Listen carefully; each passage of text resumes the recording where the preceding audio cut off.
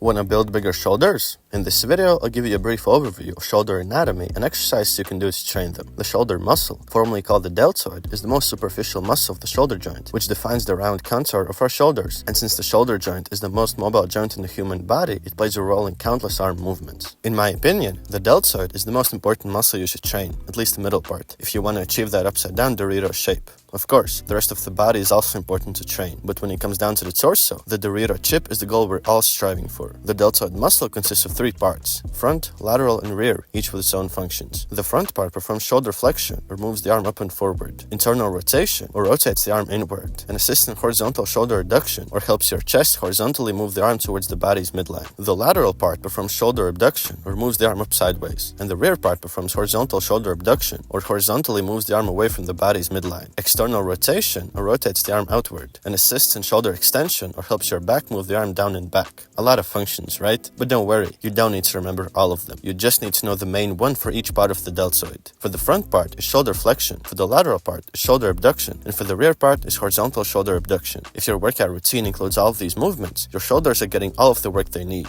Okay, but what exercises involve these movements? Let's start with front delts. Since the front delts are really good friends with your chest, most chest exercises will also train them. So in most cases, training your front delts separately is not necessary. However, if you really want to train them separately, you can perform overhead presses with weights or your body weight. To perform the overhead press with weights, start with the weights at shoulder level. Then open your chest, lift the weight overhead until your arms are straight, and slowly return to the starting position. To perform the overhead press with your body weight, get into a high plank and move your feet forward so your hips are elevated. Then slowly bend your arms until your head touches the ground and straighten them. To make this exercise more effective, elevate your hands and feet. Elevating your hands allows for a deeper range of motion, while elevating your feet increases the load on your shoulders. Now let's move on to lateral delts. Unlike the front delts, the lateral delts aren't friends with any other muscle groups, so they need to be trained separately, and the best exercise for this is the lateral raise. To perform it, stand with your arms by your sides, then slightly bend them, lift them up sideways to shoulder level, and slowly lower them back down. If you want, you can also lift them overhead, which will engage more of your traps. And finally, the rear delts. Just like the front delts, the rear delts also have friends, your back muscles, so most back exercises will also train them quite well. However, if you really want to train them separately, you can perform rear delt flies with dumbbells or your body weight. To perform them with dumbbells, lean forward with a straight back until the dumbbells almost touch the ground. Then let your scapula protract. Slightly bend your arms, lift them up sideways, retracting your scapula, and slowly lower them back down. To perform this exercise with your body weight, you'll need gymnastic rings. Get under them while keeping your body straight and let your scapula protract. Then slightly bend your arms, lift them sideways, retracting your scapula, and return to the starting position. In short, if you want to look broader and you're already doing effective chest and back exercises, the only part of the shoulder you should train separately is the lateral part, as no compound exercise truly targets it. If you found this video valuable, make sure to leave a like and leave a comment down below what kind of videos you would like to see from me more.